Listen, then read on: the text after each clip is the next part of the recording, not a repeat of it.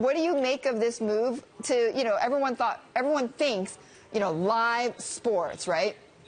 Is that sort of, that sort of holy grail, to get to the digital platform. So what do you make of this move? So, I think it's a very interesting time that we have this announcement, because obviously what we are seeing is consumers around the world looking for more over-the-top content, content that they can view on the internet. I think clearly it makes sense, particularly on a global scale, because obviously Yahoo has that reach. NFL, as it tries to build its brand globally, it clearly makes a lot of sense. But I think it also plays to what we're seeing and we talk about in our outlook, which is consumers really don't worry about platforms as such. They worry about content. Exactly. You or I don't actually care what platform we want. Well, I don't. Well, and also I don't care if it's Fox or CBS that's streaming the Super Bowl, or I don't care about that. I just want to get it, right? Yeah. And you want to get it. I think the key thing is that you want to get it. You want to get it quickly, so live. You want to get it reliably. That's also a big thing. So everything always still does depend on the reliability of the connection, which, it varies in different parts of the world. So quality is important. But the reality, though, Marcel, is that Yahoo could do this with only one game, because CBS and Fox have the broadcasting rights to broadcast the NFL games, right? I mean, clearly, this sort of exhibition game in London is not included in that, but they paid the same amount of rights, essentially, to get this.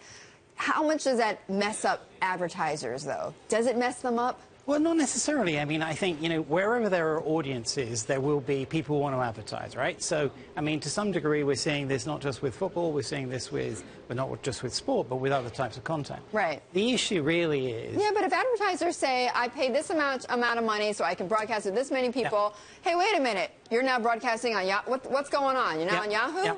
And that is one of these classic dilemmas. At this point in time, there isn't necessarily a right answer. Right. What we're seeing here is multiple partnerships and multiple experiments. So, I think, to be fair, sitting here, it will be difficult to say who will be the winner, who will be the loser, not just of that game, but of the issue, right? But I think the important thing is we are seeing experimentation. And what we're seeing are partnerships we would never have dreamed of, a few years ago. And I think that is a big trend. And I say that's a trend that we're seeing globally. It is a huge trend, and in fact, there's a report out about Showtime, about CBS launching their Showtime over-the-top platform, which could come in the next 24 hours. Instagram, I thought this was interesting, Marcel. Instagram now is saying that they're going to allow ads in their feed. That was something that people have been waiting for, right? So what's going to be the result for advertisers? Well, what's going to be the result for advertisers, and what's the result for consumers? Right. Because the other thing is, and if we look back over time, how do we as consumers view advertising, right? Sometimes it can be intrusive. Sometimes, actually, we welcome it. So I think the other point is not just what's the impact on advertisers, but how do we as consumers Well, how do you think they're going to react to it? Well, if it's intrusive, how do you react to intrusive ads? I hate it, right? Right. And I think that's where the real, that's where the rubber hits the road, which is these things have to be done in a way that is sympathetic and empathetic to the content and to the consumer experience. If it goes away from that, you'll vote with your feet or with your viewing patterns. So I think it's got to be done well. Okay, so then what do advertisers? Okay, so it has to be done well, but what does that mean then? So for those of us who are on Instagram, what does that mean? What does that look like then? I think, well, first of all, at the end of the day, we're all mining data about our behaviors, right? So if data is used properly, then it means that ads can be tailored for our preferences. If that happens, then generally the level of intrusion is a lot less. So I think one of the key things is how do advertisers, how do agencies use data about our behaviors to give us the type of ads that actually we don't find as being intrusive. So which advertisers who is going to benefit most from being on Instagram? Who are we talking about? It will depend, to be honest with you, it'll depend on the audience that they're trying to reach. Okay. Consumer brands, obviously, you'd think. So you'd see the Coca-Colas and the GMs of the world then. Okay. At the end of the day, they will be everywhere because their consumers are everywhere, right? Right.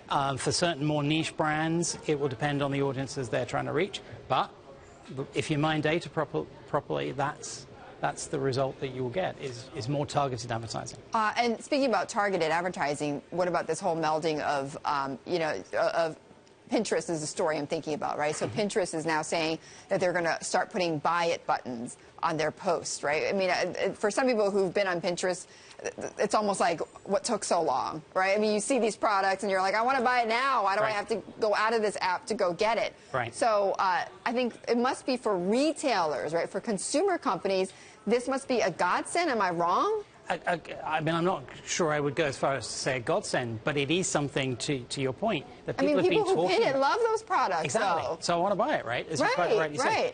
That to me is what true activation and true engagement is about. And so the answer to that is yes, but it's going to depend on the brands. That's the point. Okay, Marcel, before we go, so we got to talk about your report. Yeah. As I mentioned, what was the most surprising thing when you were looking at digital advertising, vis-a-vis, television advertising? What was the biggest takeaway for you? The most surprising takeaway? It's not a big surprise, but the one word: mobile. Mobile growth rates that we see globally, mid-20% CAGRs, compound annual growth rates over the next 5 years.